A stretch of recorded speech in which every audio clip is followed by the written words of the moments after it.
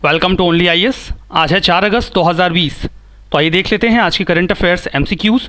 देखते हैं अपना पहला क्वेश्चन। हमारा पहला क्वेश्चन कच्छ मेनलैंड फॉल्ट यानी कि KMF के बारे में है। हाल फिलहाल में ये न्यूज़ में देखा गया। दो स्टेटमेंट यहाँ पर आपके सामने है। पहला स्टेटमेंट ये कहता है कि एक प्रकार का major east west trending fault है। दूसरा स्टेटमेंट कहता है कि पिछले 1000 सालों से डॉर्मेंट पड़ा हुआ था यानी कि सुषुप्तावस्था में था।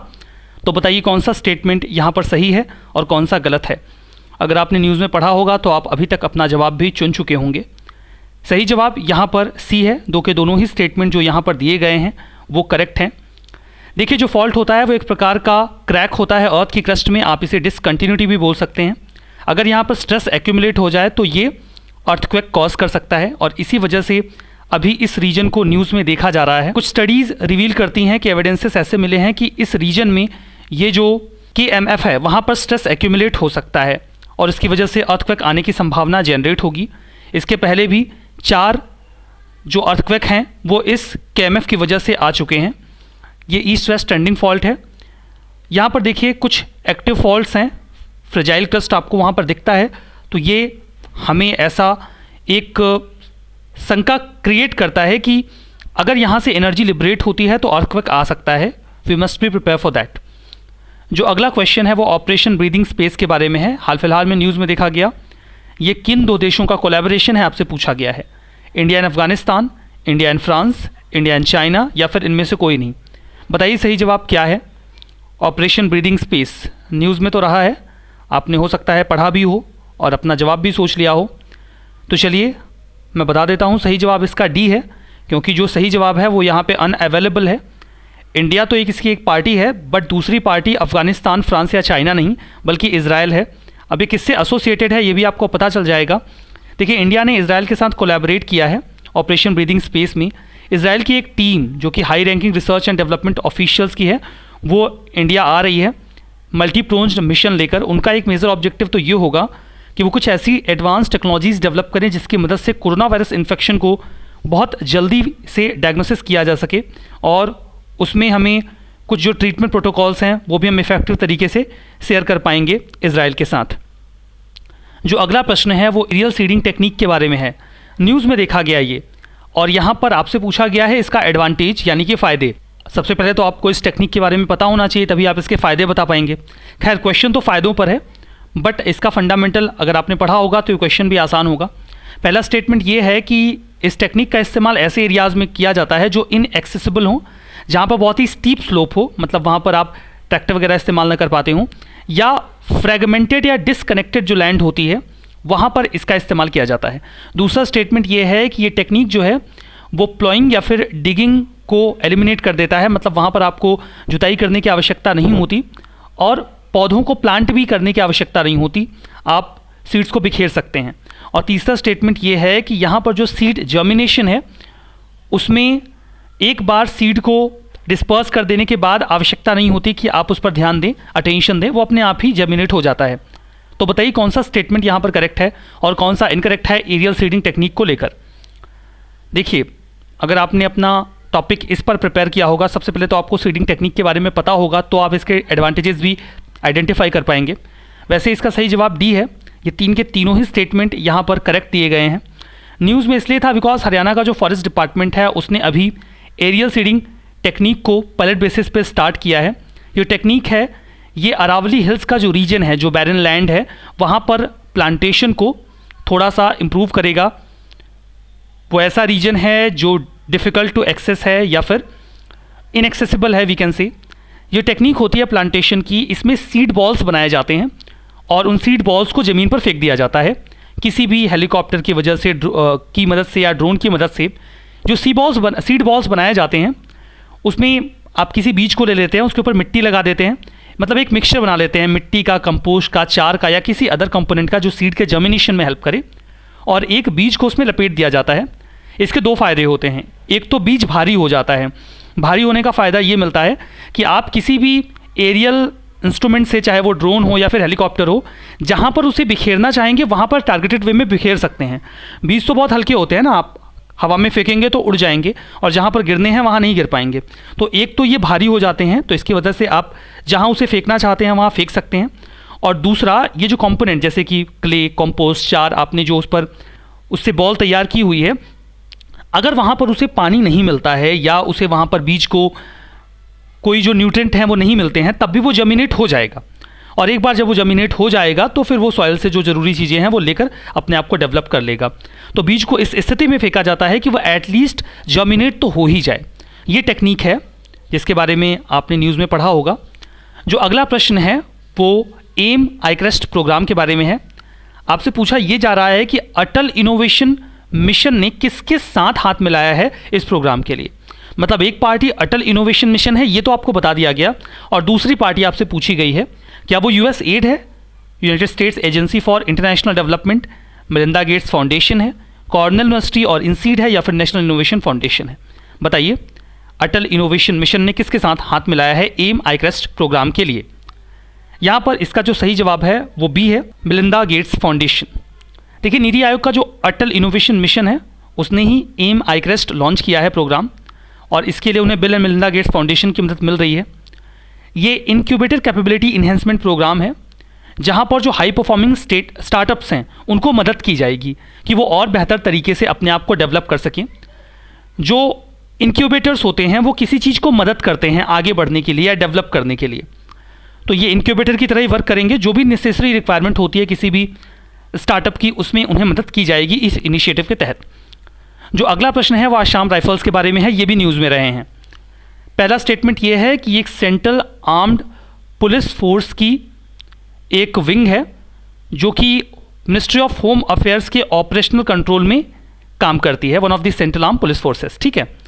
दूसरा स्टेटमेंट यह है कि इनके पास सभी नॉर्थ ईस्टर्न स्टेट्स में अरेस्ट और सर्च करने का अधिकार होता है बिना किसी वारंट के। तो बताइए कौन सा स्टेटमेंट यहाँ पर करेक्ट है और कौन सा स्टेटमेंट यहाँ पर इनकरेक्ट है। अगर आपने अपना जवाब सोच लिया हो तो चलिए बात करते हैं।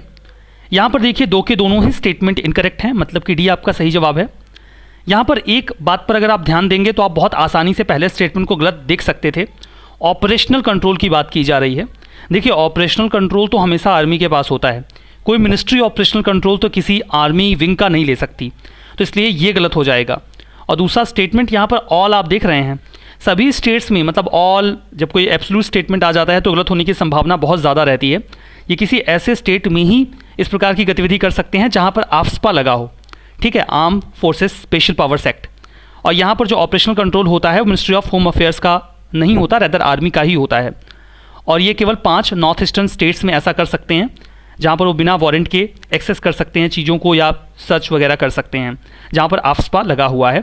अभी इनका क्लैश हुआ था मणिपुर के टेरर ग्रुप्स के साथ, that's why they were in news.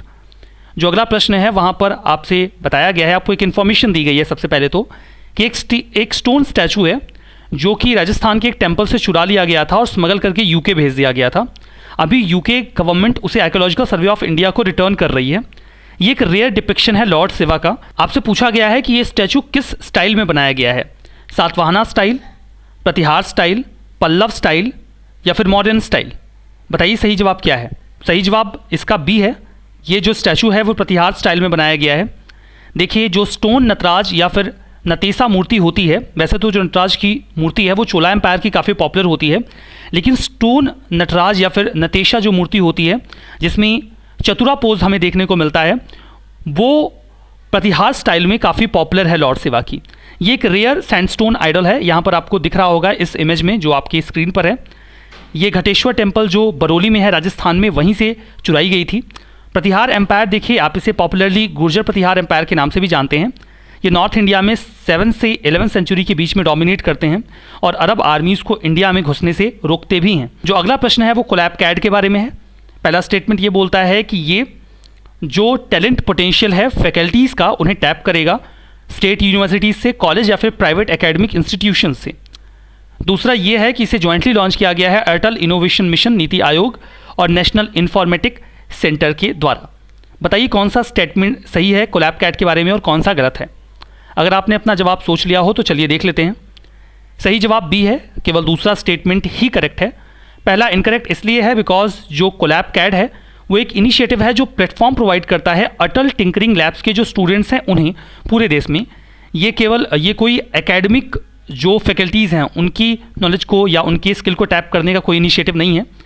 जो अटल टिंकरिंग लैब के स्टूडेंट्स हैं वो इस प्रोग्राम में क्रिएट या मॉडिफाई कर सकते हैं 3D डिज़ाइंस को, अपनी क्रिएटिविटी और इमेजिनेशन दिखा सकते हैं। ये indigenous 3 dimensional computer aided design system होगा जहाँ पर वो कई तरीके की इन्फॉर्मेशन भी एक्सेस कर पाएंगे, जिसकी मदद से वो इस प्रकार की इनोवेशन कर सकते हैं।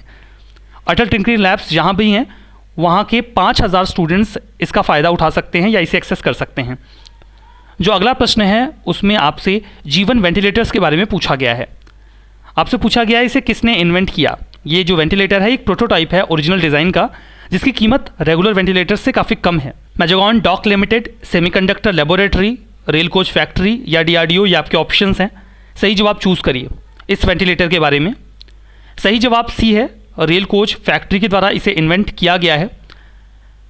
ये वेंटिलेटर का प्रोटोटाइप है, इसकी कीमत 10,000 से कम आती है विदाउट कंप्रेसर। इमरजेंसी वेंटिलेटर की तरह आप इसका इस्तेमाल कर सकते हैं। वेंटिलेटर देखिए एक रेस्पिरेटर या फिर ब्रीदिंग मशीन होती है। जब कोई व्यक्ति खुद से सांस नहीं ले पाता तो वो मशीन किसी भी इंसान को सांस लेने में मदद करती है। वो सांस को पंप करते हैं बॉडी के अंदर लंग्स तक और फिर उसे बाहर आने देते हैं। लंग्स इसमें बिल्कुल उसी तरीके से काम करती है जिस प्रकार से वो नेचुरल प्रोसेस में काम करती है। ठीक है, यहाँ पर जो अगला प्रश्न है वो मैपिंग के ऊपर है। आपसे कहा गया था कि हिमालयन रेंजेस के बारे में आपसे प्रश्न पूछे जाएंगे। यहाँ पर 3 स्टेटमेंट हैं हिमालयन रेंजेस को लेकर।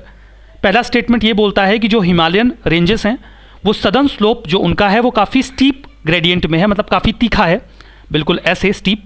और जो नदर्न स्लोप है वो कंपैरेटिवली जेंटल है, मतलब इस प्रकार का है। जो दूसरा स्टेटमेंट है वो कहता है कि शिवालिक रेंज थिक फॉरेस्ट से कवर्ड है, लेकिन जो फॉरेस्ट कवर है वो नेपाल के ईस्ट में जाने पे घटने लगता है। जो तीसरा स्टेटमेंट है वो ये कहता है कि मिडिल हिमालयन जो रेंजेस हैं वो ह्यूमन कॉन्टैक्ट के लिए ज़्यादा फ्रेंडली हैं। तो बताइए कौन सा स्टेटमेंट यहाँ पर सही है और कौन सा गलत है। अगर आपने हिमालयन रेंजेस के बारे में पढ़ लिया होगा तो आप अपना जवाब भी सोच चुके होंगे। यहाँ पर सही जवाब 1 और 3 ओनली है। दूसरा स्टेटमेंट इनकरेक्ट है और आप इसे आसानी से आइडेंटिफाई भी कर सकते थे अगर आप थोड़ा सा ध्यान दे तो। अगर आपने ज्योग्राफी के बेसिक्स में थोड़ा बहुत पढ़ा है तो आप ये जानते हैं कि जब हम ईस्ट टू वेस्ट आते हैं तो जो रेनफॉल है वो घटने लगता है, और अगर रेनफॉल कम होगा तो आपको क्या लगता है वेजिटेशन कम होगा या ज़्यादा होगा? ऑब्वियसली वेजिटेशन भी कम होगा। और यहाँ पर हम कह रहे हैं कि हम नेपाल के ईस्ट में जाएंगे तो हमें डेंस फॉरेस्ट कम मिलेंगे, तो अपोजिट हो जाएगा, क्योंकि नेपाल के ईस्ट में हम जब जाएंगे तो हमें रेनफॉल ज़्यादा मिलेगा, और जब रेनफॉल ज़्यादा मिलेगा तो वेजिटेशन भी ज़्यादा मिलेगी। तो इस आधार पर आप इस स्टेटमेंट को गलत कर भी सकते थे। ठीक है, बाकी जो इन्फॉर्मेशन है वो यहाँ पर दिया गया है कि जो हिमालयाज़ हैं वो पूर्वांचल और उनका जो एक्सटेंशन है अराकान योमा जो म्यांमार में है, अंडमान एंड निकोबार आइलैंड, वैसे हम इसे आइलैंड ही मानेंगे, ये सबको मिलाकर ये पूरा हिमालयन रेंजेस जो हैं वो कंप्लीट होती हैं। ये यंगेस्ट और हाईली अनस्टेबल लैंडमास है इंडिया का। कॉन्टिनेंट कन्वर्जेंस से ये बना हुआ है। जो हिमालयन रेंजेस है वो सदर्न स्लोप पे स्टीप ग्रेडियंट आपको मिलेगा, मतलब इंडिया की तरफ अगर आप चढ़ेंगे तो ये काफ़ी स्टीप है, और चाइना की ओर काफ़ी जेंटल है। इसीलिए हिमालयन रेंजेस में जो चाइना का खतरा है वो ज़्यादा रहता है, क्योंकि उनके लिए हिमालय पर चढ़ना या हमला करना उनकी किसी जो रेंज है उस पर वो आसान है comparison to India. Shivalik ranges की अगर हम बात करें तो आप इसे आउटर हिमालयाज़ के नाम से भी जानते हैं। ये ग्रेट प्लेन्स और लेसर हिमालयाज़ के बीच में है। Shivalik ranges north east India में नेपाल तक आप देखेंगे तो आपको थिक फॉरेस्ट कवर मिलेगा, और जब हम इधर आएंगे हिमाचल प्रदेश की तरफ तो ये घटने लगता है। नेपाल के वेस्ट में रेनफॉल घटने लगता है, वही बात यहाँ पे बताई गई है। मिडिल और जो लेसर हिमालयाज़ हैं वो, मतलब जो मिडिल आप इसे लेसर हिमालय बोल सकते हैं, ये शिवालिक और ग्रेटर हिमालय के बीच में मिलेगा। इसे हिमाचल या लोअर हिमालय के नाम से भी जाना जाता है। ह्यूमन कॉन्टैक्ट फ्रेंडली है, वो तो बात सही है। यहाँ पर देखिए इस मैप में दिखाया गया है, ये है ग्रेटर हिमालय, बीच में है लेसर हिमालय और तीसरा है शिवालिक। अगला स्टेटमेंट ट्रांस हिमालयाज़ के बारे में है। पहला स्टेटमेंट ये कहता है कि नंगा पर्वत एक इंपॉर्टेंट माउंटेन है जास्कर रेंज में। दूसरा स्टेटमेंट कहता है कि लद्दाख प्लेटू काराकोरम रेंज के नॉर्थ ईस्ट में पड़ेगा। बताइए कौन सा सही है कौन सा गलत है। लोकेशन बेस्ड क्वेश्चन है, अगर आप पिक्चराइज कर पा रहे होंगे ट्रांस हिमालयाज़ को तो आप अपना जवाब भी सोच चुके होंगे। सही जवाब सी है, बोथ 1 और 2 आर करेक्ट। यहाँ पर देखिए जो हिमालयन रेंजेस हैं, ग्रेट हिमालयन रेंजेस के बिल्कुल नॉर्थ में आपको मिलती हैं, उन्हें ट्रांस हिमालय कहा जाता है। देखिए ये तीनों जो हैं ये तो आप मेन स्ट्रीम हिमालयन रेंजेस बोल सकते हैं। इसके नॉर्थ में आपको ये जो पूरा दिख रहा है ये ट्रांस हिमालयाज़ हैं। इसमें मेनली आपको 4 रेंजेस मिलती हैं। पहला यहाँ पर है काराकोरम, दूसरे नंबर पे आपको जो यहाँ पे दिख रहा है दैट इज़ लद्दाख रेंज, यहाँ पर तीसरे नंबर पे जो दिख रहा है ये जास्कर रेंज है, और ये है चौथा कैलाश रेंज। ठीक है, इन्हीं के बारे में यहाँ पे इन्फॉर्मेशन दी गई है। 4 रेंजेस हैं, जास्कर लद्दाख, कैलाश काराकोरम। 1000 किलोमीटर की इनकी डिस्टेंस है, स्ट्रेच है। 3000 मीटर सी लेवल से इनकी मीन ऊंचाई है, मतलब जो आपको एवरेज एलिवेशन मिलेगा। चौड़ाई वैसे 40 किलोमीटर की है, कई सारी जगहों पर 225 किलोमीटर भी मिलेगा बिल्कुल बीच में। बाकी नंगा पर्वत जास्कर रेंज की इंपॉर्टेंट रेंज है और लद्दाख प्लेटू जो है वो नॉर्थ ईस्ट में जाते हैं, दैट्स ट्रू। यहाँ पर कुछ कोर्सेस अवेलेबल हैं only ISP dedicated prelims programme, PSIR sociology optional या फिर करंट अफेयर्स की टेस्ट सीरीज। आप इन्हें एक्सेस कर सकते हैं video.onlyas.in पे जाके। कल के मैपिंग के पार्ट में आपको अगेन हिमालयन रेंजेस को ही प्रिपेयर रखना है, इन्हीं से आपसे प्रश्न पूछा जाएगा। अपना स्कोर कमेंट बॉक्स में बताना मत भूलिएगा। इस सेशन में बस इतना ही। Thank you very much.